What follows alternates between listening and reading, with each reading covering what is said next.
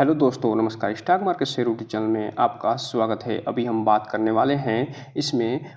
Future enterprises limited company है उसके बारे में, और देखने वाले हैं कि क्या उसके संदर्भ में कुछ नई न्यूज़ निकल के सामने आती हुई दिखाई दे रही हैं या नहीं। इसके अलावा जो फ्यूचर कंज्यूमर है उसके बारे में भी हम पूरा डिटेल से देखने की कोशिश करेंगे और जानने की कोशिश करेंगे कि ये जो कंपनी है फ्यूचर कंज्यूमर, उसके बारे में क्या कुल न्यूज़ निकल के सामने आई हैं, क्या ये फ़िलहाल इस पे कुछ नेगेटिव न्यूज़ निकल के सामने आई है या पॉजिटिव, इन सब चीज़ों पे चर्चा करते हुए भी दिखाई देंगे। इसके अलावा जो फ्यूचर रिटेल है उसके बारे में भी इस वीडियो में पूरा डिटेल से देखने वाले हैं और जानने वाले हैं कि क्या कुछ इसके संदर्भ में भी निकल के आता हुआ दिखाई दे रहा है या नहीं। तो चलिए दोस्तों, बिना किसी देरी के वीडियो शुरू करते हैं। सबसे पहले अगर हम बात करें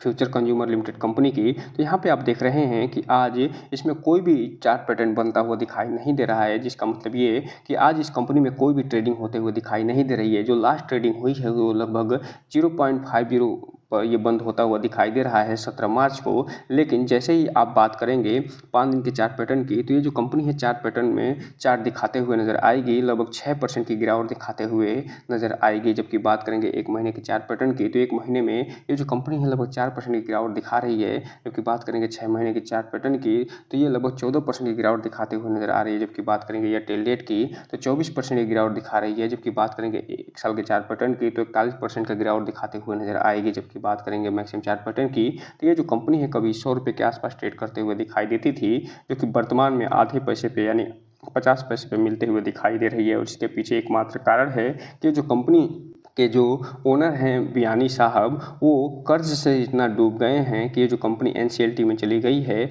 और ये जो कंपनी है फिलहाल एनसीएलटी की प्रक्रिया से गुजरते हुए दिखाई दे रही है। इसलिए रिटेल इन्वेस्टर से एक चीज़ कहना चाहेंगे, इसमें कोई भी इन्वेस्टमेंट करने से पहले ये जो कंपनी है उसके बारे में पूरी डिटेल जानकारी निकालिए कि इस पर कौन कौन से केस चल रहे हैं या एनसीएलटी की प्रक्रिया में कौन कौन से भागीदार हैं। उसके बाद ही कोई भी इन्वेस्टमेंट करने का प्रयास करिए। जब भी इसमें इन्वेस्टमेंट करिए तो अपने वित्तीय सलाहकार से संपर्क जरूर करिए, ताकि आपका पैसा और निवेश दोनों सुरक्षित रहे और साथ में आपका भविष्य भी। अगर बात कर लें यहीं पे कि ये जो फ्यूचर कंज्यूमर लिमिटेड कंपनी है उसके संदर्भ में बीएसई के वेबसाइट पेज पे क्या दिखाया जा रहा है, तो यहाँ पे आप देख रहे हैं कि जो कंपनी है इसमें ये बताया जा रहा है कि इसका जो ट्रेडिंग है वो फिलहाल सस्पेंड कर दिया गया है। और ये इसलिए सस्पेंड किया गया है क्योंकि ये जो कंपनी है जो ऋण लेके बैठी है उसका पेमेंट डिफॉल्ट करते हुए दिखाई दे रही है, और ये फिलहाल जीएसएम के स्टेज 0 में शामिल होते हुए दिखाई दे रही है। इसलिए ये जो कंपनी है बहुत ही ज़्यादा रिस्की होते हुए नज़र आ रही है। वहीं अगर हम बात कर लें कि इसके संदर्भ में क्या कुछ न्यूज़ें निकल के सामने आती हुई दिखाई दे रही हैं या नहीं, तो फिलहाल इसमें कोई भी ऐसी न्यूज़ निकल के सामने आती हुई नहीं दिखाई दे रही जिसके बारे में आपको डिटेल जानकारी दिया जाए। हालांकि इसमें ये बताया जा रहा है कि जो लास्ट अनाउंसमेंट या न्यूज़ निकल के सामने आई थी वो 16 फरवरी को निकल के आती हुई दिखाई दी थी। उसके पहले 15 फरवरी को, उसके पहले 14 फरवरी को आती हुई दिखाई दी थी, जिसमें इस कंपनी के संदर्भ में 14 फरवरी को रिजल्ट पेश करते हुए नज़र आई थी। वहीं अगर हम बात कर लें इसके संदर्भ में जो इसका शेयर होल्डिंग पैटर्न है उसके बारे में, तो फिलहाल यहाँ पे आप देख सकते हैं शेयर होल्डिंग में जो प्रमोटर हैं उनकी जो हिस्सेदारी है फिलहाल 3.5% के आसपास बनी हुई है और शेयर्स पब्लिक के पास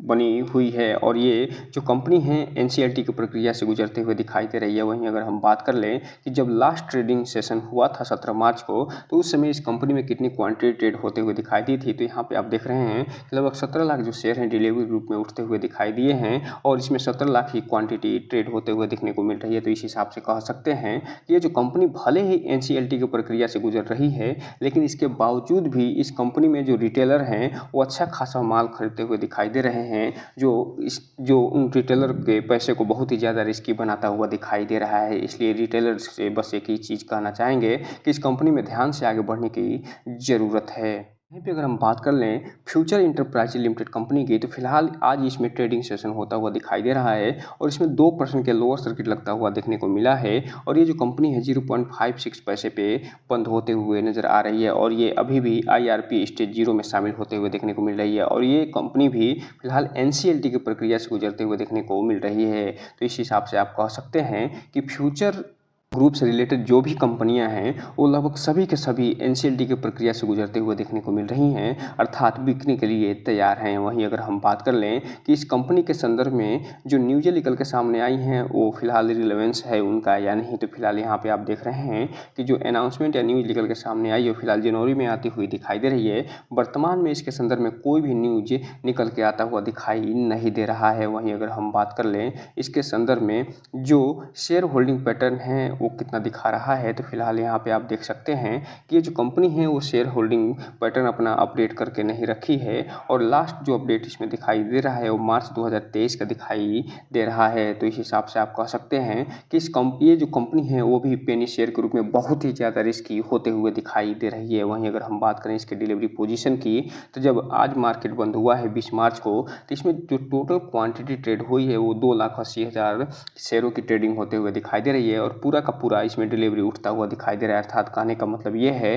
कि ये फ्यूचर इंटरप्राइजेज है उसमें जो इन्वेस्टर हैं वो भर भर के माल उठाते हुए दिखाई दे रहे हैं और जितनी क्वांटिटी ट्रेड हो रही है वो पूरा डिलीवरी के रूप में उठता हुआ दिखाई दे रहा है। मालूम नहीं कौन ऐसे लोग हैं जो एनसीएलटी की प्रक्रिया से गुजरने के बावजूद भी इस कंपनी में दांव लगाते हुए नजर आ रहे हैं। लेकिन जो भी रिटेल इन्वेस्टर हैं उनसे एक चीज़ कहना चाहेंगे कि इस कंपनी में कोई भी इन्वेस्टमेंट करिए तो अपने वित्तीय सलाहकार से संपर्क जरूर करिए, उसके बाद ही कोई भी इन्वेस्टमेंट करने का प्रयास करिएगा ताकि आपका पैसा और निवेश दोनों सुरक्षित रहे और साथ में आपका भविष्य भी, क्योंकि ये जो कंपनी है बहुत ही ज़्यादा रिस्की होते हुए देखने को मिलती है। अब हम यहीं पे अगर बात कर लें फ्यूचर रिटेल लिमिटेड कंपनी की, तो ये जो कंपनी है वो भी एनसीएलटी की प्रक्रिया से गुजरते हुए दिखाई देती है और फिलहाल इसमें जो लास्ट ट्रेडिंग सेशन हुआ है वो फिलहाल 1 अगस्त को होता हुआ दिखाई दिया है। अर्थात 1 अगस्त 2024 को लास्ट ट्रेडिंग सेशन इसमें होता हुआ देखने को मिला है और इसमें फिलहाल अभी वर्तमान में इसका जो प्रोसीजर है ट्रेडिंग का वो फिलहाल सस्पेंड होता हुआ देखने को मिल रहा है और ये जो जब लास्ट ट्रेडिंग इसमें हुआ था फिलहाल ₹2.41 पे ट्रेड करते हुए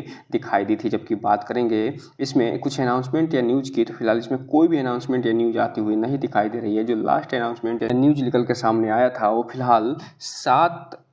नवंबर 2024 को निकल के आता हुआ दिखाई दिया था। तो इस हिसाब से आप कह सकते हैं कि ये जो कंपनी है फिलहाल इसमें जो ट्रेडिंग है वो पूरी तरीके से रोक दिया गया है और इसमें जो भी रिटेल इन्वेस्टर इसमें पैसा लगा के बैठे थे वो फंसते हुए दिखाई दे रहे हैं। इसलिए हम बार बार आपको ये बताते हैं कि जो भी रिटेल इन्वेस्टर हैं वो पेनी शेयर से उन्हें दूर रहना चाहिए और पेनी शेयर तो छोड़िए, इन्हें कोई भी कंपनी अगर एनसीएलटी की प्रक्रिया से गुजरते हुए दिखाई देती है तो उससे दूर रहने में ही भलाई है, क्योंकि ये जो कंपनी है ये कंपनियां न केवल पैसे को डुबाने की क्षमता रखती हैं बल्कि पैसे को पूरा जीरो करने की भी क्षमता रखती हैं। वहीं अगर हम बात कर लें कि ये जो कंपनी है इसके संदर्भ में जो शेयर होल्डिंग पैटर्न है वो क्या बताया जा रहा है, तो जो शेयर होल्डिंग पैटर्न है वो भी इसमें अपडेट होता हुआ दिखाई नहीं दे रहा है। जो लास्ट अपडेशन इसमें मिला है इसके शेयर होल्डिंग पैटर्न में मार्च 2022 को मिलता हुआ दिखाई दिया है, जिसमें प्रमोटर की होल्डिंग है 14.5% और पब्लिक की होल्डिंग 85% के आसपास होते हुए देखने को